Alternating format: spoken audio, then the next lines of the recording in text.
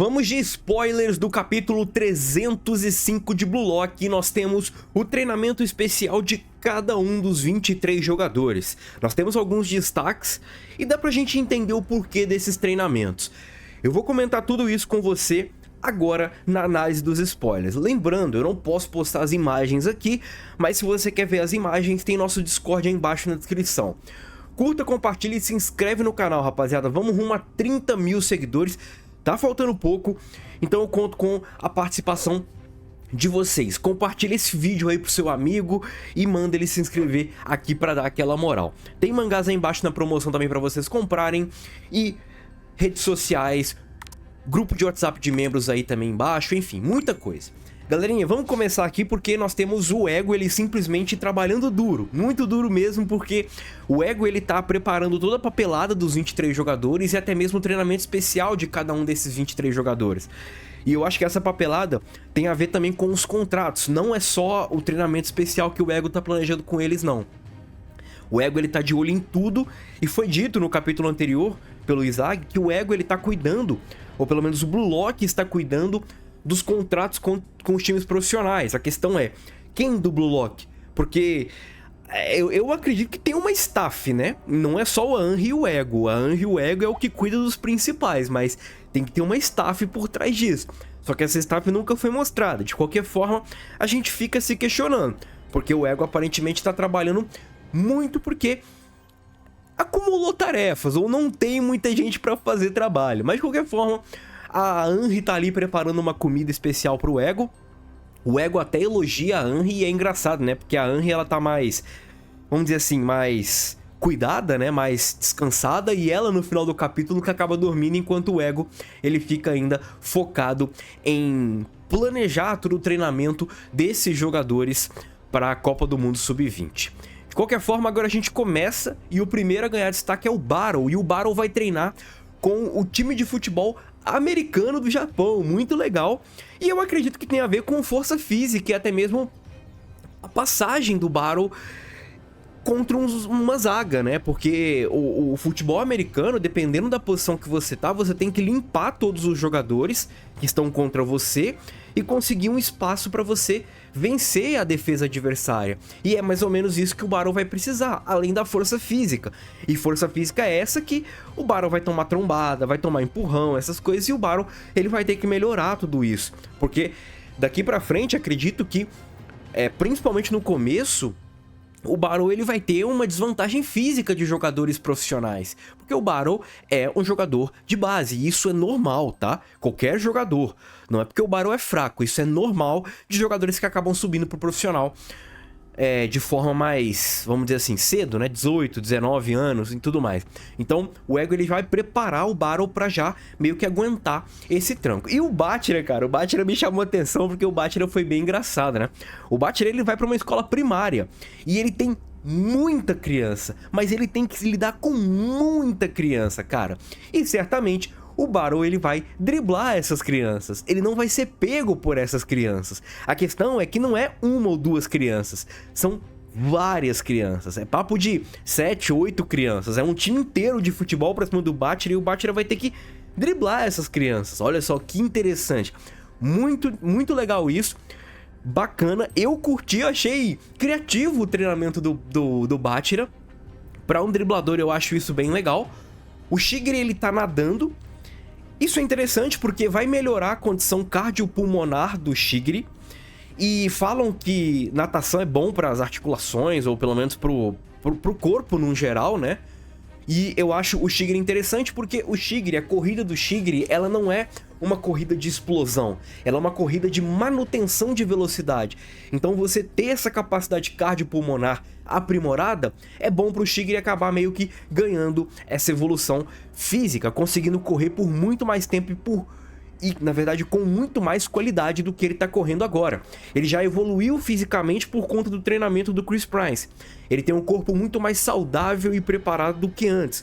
Agora ele vai ter um corpo mais saudável, preparado e muito mais resistente do que antes, e isso vai ser muito interessante. O Kunigami tá treinando porrada, cara. Ele tá treinando bater em todo mundo. Eu confesso que eu não peguei muito o que o Kunigami pode estar desenvolvendo aqui, né? confronto no X1 pode ser justamente esse duelo aí que o Kunigami vai ter que vencer. E isso serve tanto para volante, tanto o Kunigami atuando como volante, quanto o Kunigami atuando como atacante. Afinal de contas, ele vai ter que vencer duelos X1 atuando como atacante e atuando como volante. Talvez num contexto diferente. No ataque, o Kunigami vai ter que vencer esse duelo para conseguir fazer o gol. Na defesa, o Kunigami vai ter que vencer esse duelo para evitar com que o adversário progrida. Então acredito que esteja relacionado a esse tipo de jogo. E talvez até mesmo para ampliar a capacidade de resistência do Kunigami. Afinal de contas, o Kunigami ele saiu do jogo contra o PXG cansado. E até quando ele voltou, talvez o ímpeto dele não tenha sido o mesmo. Essa luta pode proporcionar ao Kunigami uma resistência maior dentro de campo. Dentro de um meio ali onde ele é estressado constantemente e ele já tem um físico melhorado por conta de todo o treinamento do wildcard, e com isso ele vai ficar ainda mais resistente. Agora o Shidou, cara, isso daqui é sensacional, cara. O Shidou, ele tá pulando de paraquedas. Ele tá saltando de paraquedas. E assim, eu fico me questionando por quê, né? Talvez seja pro Shidou ficar mantendo a adrenalina dele, ou entender o quão bom é essa adrenalina. E por que ele tem que entender isso? Pra ele... Como é que eu posso dizer? Pra ele sempre buscar isso, ou entender como que desperta esse tipo de sensação dentro de campo. Quando o Shidou ele acabou meio que sendo acionado pelo Charles nessa última partida da Liga Neo Egoist que nós vimos que o Shidou ele respondeu talvez a um instinto, a algo mais relacionado à adrenalina do que a algo mais relacionado ao cérebro, algo mais racional. Ou seja, essa adrenalina, ele vai precisar ficar viciado nela para ele aprender como desperta, para ele não ficar satisfeito com as coisas que estão acontecendo dentro de campo. Acredito que seja isso. Dá pra fazer um vídeo sobre isso. Comenta aí o que vocês acharam de cada treinamento e tudo mais, pra gente montar talvez até um vídeo bem legal sobre isso. Agora o Itoshi Rin eu achei também muito maneiro. O Itoshi Rin ele é um jogador que medita já com frequência, e ele tá meditando, o treinamento dele é a meditação. E por quê? Quando o Itoshi Rin ele assume o ápice técnico, ou o ápice dele, do seu despertar dentro de campo, ele fica completamente sem controle do que ele tá fazendo, ele fica completamente sem controle das suas ações. Um jogador racional igual ele começa a agir de forma irracional. E não é isso que o Ego quer. O Ego ele quer um jogador que, mesmo no seu despertar técnico elevado, o Ego ele precisa desse jogador pensante dentro de campo. Só que o que faz ele ficar irracional? É toda essa perda de tato das coisas e raiva que ele tem do Sai, do Izagi e de outros jogadores. Então, durante a meditação, o Itoshi Rin, ele é golpeado por um senhorzinho, que acho que é o mestre ali da meditação e tudo mais, e ele parte pra cima desse senhorzinho. E é isso que ele vai ter que trabalhar, é essa raiva.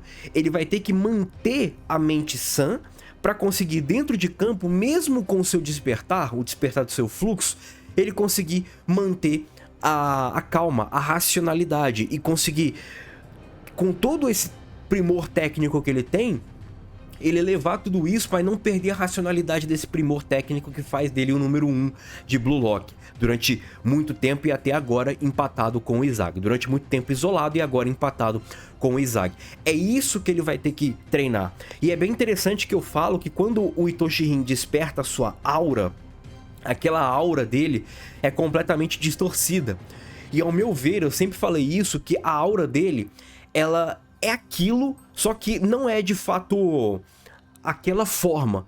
Talvez ele mantendo a calma, a verdadeira aura do Itoshi, ela vem para jogo, ela é despertada. E aí o Itoshi, mesmo com seu despertar completamente animalesco, ele consegue manter a racionalidade. E isso é muito interessante. Um animal que ainda segue os seus instintos, mas consegue pensar.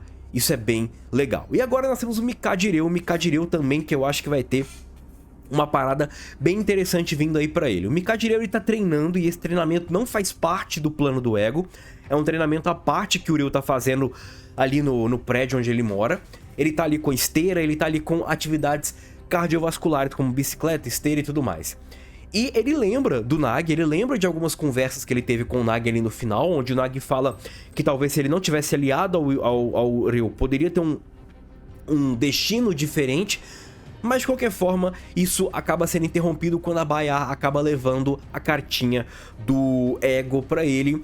E o Ego, assim como ele preparou para o Izag, ele preparou CDs, gravações para o Mikadiriel. E essas gravações, ao invés de vários CDs, vêm através de um SD, de um cartão de memória que tem a gravação não de jogos profissionais, mas de jogos dos 22 outros convocados, do Itoshi-rin ao Nanase, com exceção do Mikadiriel. E o Mikadiriel vai ter a missão de se tornar o mestre de cópia. Ele vai ter que ver todos esses jogadores, todos os lances desses jogadores, inclusive lances de goleiros, tá? Isso eu achei interessante, para ele conseguir copiar. Isso vai ser legal. Até o Lobo Branco, no grupo de membros do WhatsApp, ele falou uma parada interessante, né? Que ele vai copiar algo que meio que vai ficar ultrapassado, né? Afinal de contas, os jogadores vão evoluir. Mas eu acho que sim, de fato, ele vai copiar coisas antigas, mas ele vai copiar isso para ter uma base da evolução dos camaradas. Ele vai copiar essa antiga versão deles para ele conseguir ter uma base para conseguir copiar a nova versão que eles vão apresentar na Copa do Mundo Sub-20. E o Reu também, ele pode apresentar não só cópia desses jogadores. O Reu, ele sabe copiar o Nagi, ele sabe copiar o Itoshi-sai, ele já copiou o Itoshi-sai, ele pode copiar o Nyo Kazuma, ele pode copiar outros jogadores e até jogadores que não estão ali presentes nessa lista ou nem apareceram na obra ainda, como jogadores de times rivais, no caso. Isso eu acho interessante. E o Ego, além de preparar ele para ser meio que um coringa supremo ali dentro do time, vai preparar ele para trabalhar a habilidade de cópia. O que desperta a cópia dele? O que ele pode meio que aprimorar na cópia dele? Isso eu acho bem interessante. E o Reu, ele está pegando fogo e aparentemente gostou e muito dessa tarefa do Ego. Agora nós temos todos os jogadores. Eu confesso que eu não entendi alguns jogadores aqui, vocês vão me ajudar. Mas nós temos Karazu, se eu não me engano talvez o Otoya. O Otoya jogando talvez com a cara tampada ou um VR. O Kiora treinando parkour. O Raishi aparentemente está treinando luta livre. O Kurona tá correndo com o cachorro. O Nanase tá comendo feijão com hashi. O Ario Jubei tá treinando luta. O Sendou tá virando um atirador de elite. Isso eu acho legal do Sendou, porque é meio que ele trabalhar nas sombras, né? Ele trabalhar de forma furtiva. Afinal de contas, o destaque do Sendou é justamente quando ele tem uma luz mais forte ali jogando ao lado dele, como o Barou e o Shidou, né? Bem interessante. O Hiyori tá jogando videogame. O Nico tá ficando bodybuilder. O Fukako, ele tá treinando debaixo de uma cachoeira de água gelada. Isso eu acho legal, porque que momento que o goleiro tem que ter paciência? É nos pênaltis. E no meu vídeo de goleiros que eu falei dos convocados, eu ainda citei que o Fukako pode ganhar destaque nos pênaltis. O Gagamaru tá treinando beisebol. O Yukimiya tá com uma faca. Não entendi do Yukimiya. O Zantetsu tá treinando explosão, provavelmente correndo aqueles 100 metros livres e tudo mais. Isso é focado na habilidade dele, de explosão. O Aiko tá estudando. Não entendi aqui. E nós temos a finalização com o Ego meio que agradecendo a comida da Anri. Beleza? Então é isso, rapaziada. Segue aí, comenta o que vocês acharam desses treinamentos. E é nóis. Fui!